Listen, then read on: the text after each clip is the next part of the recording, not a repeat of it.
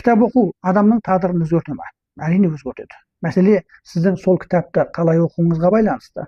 Егер де жақсы кітаптарды оқысаңыз, ол жаныңызға азық, өміріңізге бағдаршам болады. Енді бір ересек адам үшін не нәрсе керек? Әсіресе дәл қазіргідей мынау экономикалық қажетсіну күн сайын артып отырған дәуірде біздің экономикалық кітаптарды оқуымыз, сол арқылы өзіміздің сана сәуиямызды көтеруіміз, ең кемінде отбасымызбен істеп отырған кәсібіміздегі кездесіп отырған экономикалық мәселелерді шешуіміз өте қажетті болуда. Мен ылғи да мынандай бір сабақ орналастырамын: отбасыңды серіктік секілді басқара біл деп.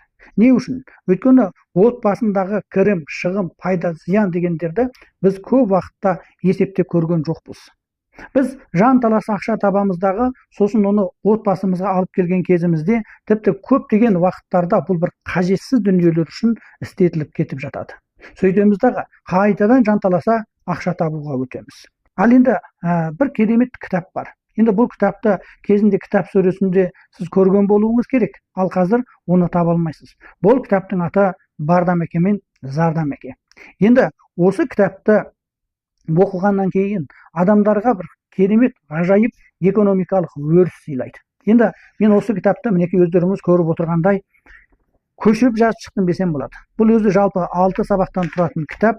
Енді осының барлығын мен бір талдан көшірдім.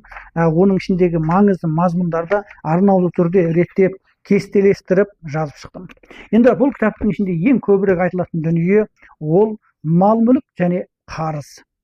Мал-мүлкіңді көбейте біл, қарызыңды азайта біл дейді. Сонымен қатар шығынды азайт, кірімді көбейт дейді.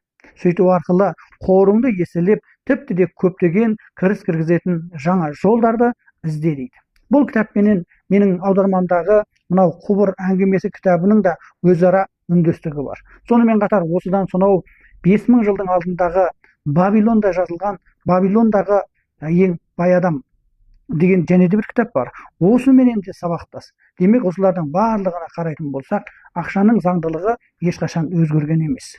Ендеше егер де сіз бұрын жоғары мектепке оқусында орайдан айырылып қалған болсаңыз, әйтеу хат танысаңыз болды.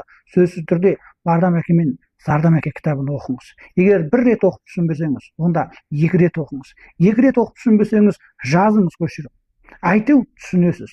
Және түсінген кезіңізде сіздің экономикалық көзқарасыңызда, құн көзқарасыңызда жаңаша бір өзгеріс пайда болатын болды.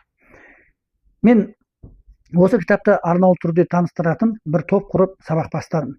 Кеше оның бастамасы болды, бірінші сабағын өттік. Егер де ештен кеш жақсы десеңіздер, бүгін де үлгересіздер. Төмендегі Атой 2025 деген үн-хат нөмірін қосып алыңыздар. Кешкі сағат 7:30-да Шинжаң уақытында кездесетін болайық. 记得关注再走哦。